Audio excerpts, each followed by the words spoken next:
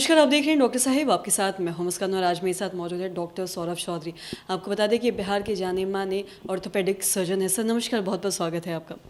Sir मैं आपसे जानना चाहूँगी, अगर हम हैंड ऑस्टियोआर्थराइटिस की बात करें तो अक्सर इससे बहुत सारे लोग जूझते हैं, हाथों में उनके अक्सर दर्द रहता है। मैं आपसे जानना चाहूँगी कि आप इसके में जो शुरुआती लक्षण हैं वो बताओ, और अगर ऐसा किसी को होता है तो इसका क्या कुछ इलाज या उपाय है, आप इस बारे में भी थोड़ा विस्तार से बताएं। हैंड ऑस्टियोआर्थराइटिस ऐसा है कि जोड़ों का जो तकलीफ है हैंड में, अधिकतर लोग सोचते हैं कि ये गठिया की वजह से है। तो गठिया में जो जॉइंट्स होते हैं ना, हमारे एमसीपी जॉइंट्स इसको बोलते हैं, मेटाकार्पोफेरेंजियल जॉइंट्स, मोस्टली ये जॉइंट्स अफेक्टेड होते हैं। उसमें सूजन होता है, दर्द होता है, और ये अगर ट्रीट नहीं किया जाए समय से तो ये जॉइंट को डिफॉर्म कर देता है। जो कई बार पहले आप देखते होंगे कि ओल्ड एज में लोगों की उंगलियाँ सब टेढ़ी हो गई हैं, तो ये रूमेटॉइड आर्थराइटिस हो गया। लेकिन ऑस्टियोआर्थराइटिस जो है वो टिपिकली इस जॉइंट को अफेक्ट नहीं करता है, वो फिंगर के लास्ट के जॉइंट्स को अफेक्ट करता है। यहाँ पे सूजन होती है, कभी दर्द होता है, या फिर अंगूठे के बेस को अफेक्ट करता है। यहाँ पे भी सूजन और दर्द होता है, कुछ पकड़ने वगैरह में दर्द करता है, और ये भी टिपिकली ओल्ड एज में ही आता है। अराउंड 50 प्लस में ही लेडीज़ को टिपिकली आता है। ठीक है, दोनों का ट्रीटमेंट में काफ़ी अंतर है। हैंड ऑस्टियोआर्थराइटिस एक डिजेनरेटिव कंडीशन है, जैसा कि घुटने खींचते हैं, उसी तरह से एज रिलेटेड एक तरह से कंप्लेन है।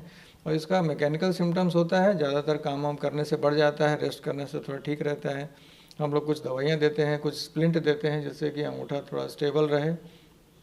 और अगर जिनका ये जॉइंट काफ़ी ज़्यादा डैमेज हो गया है तो उसमें फिर कुछ इंजेक्शंस या सर्जरी का भी ऑप्शन होता है, ताकि वो पेन फ्री हो सके और वो पकड़ने में उनको दिक्कत ना आए।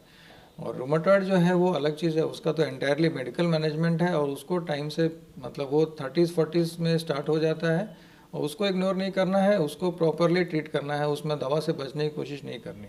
अक्सर लोग दवा खाते हैं 3 महीना 6 महीना, उसका छोड़ देते हैं, और ये फिर ओल्ड एज में जाके तकलीफ देता है बाद में।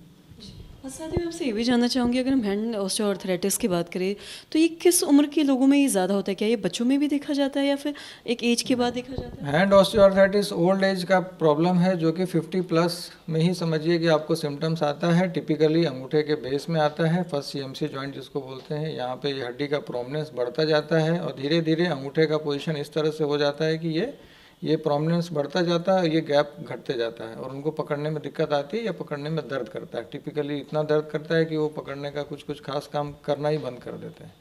तो ये डिजेनरेटिव है, ये गठिया नहीं है, ये रूमेटॉइड आर्थराइटिस नहीं जिसके लिए दवाइयाँ हम लोग को लेनी है।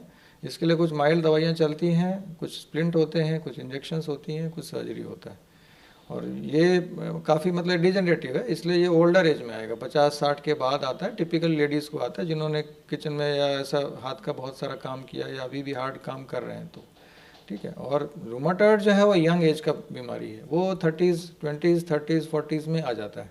वो भी लेडीज़ में ज़्यादा कॉमन है, लेकिन उसमें जॉइंट पेन, स्वेलिंग, सुबह में खासकर उठने के बाद स्टिफनेस बहुत ज़्यादा होता है, घंटों घंटों तक उंगलियां जाम रहती हैं, वो अलग कंडीशन है। और साथ ही मैं आपसे ये भी जानना चाहूँगी, ये जो आपने बताया हैंड ऑस्टियोआर्थराइटिस, क्या इसका कोई दवाई खाने से क्या इसका मतलब ये ठीक हो जाता है या फिर बार बार ये होते रहता है?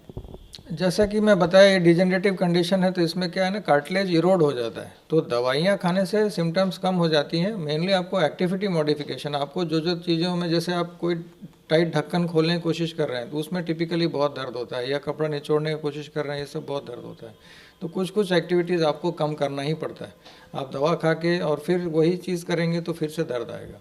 और अगर वो जॉइंट सबलक्स हो गया, जॉइंट अपना नॉर्मल पोजीशन से हटते जा रहा है, तब फिर उसके लिए फिर हम लोग कुछ सर्जरी करते हैं, जिससे कि पेन रिलीफ हो जाता है। जी सर, बहुत बहुत शुक्रिया तमाम जानकारी देने के लिए। तो आशा करते हैं दर्शकों कि आप भी समझ पाए होंगे कि हैंड ऑस्टियोआर्थराइटिस क्या है, और साथ ही साथ इसका लक्षण क्या है, और किस उम्र में ये ज़्यादातर लोगों को होता है। तो आशा करते हैं जो तमाम जानकारी है आपके लिए लाभदायक रही हो। तो आज की इस वीडियो में इतना ही। अगर आपने अब तक हमारे चैनल को सब्सक्राइब नहीं किया तो तुरंत कर ले, साथ ही हमारे पेज को लाइक करें। वीडियो देखने के लिए आपका धन्यवाद।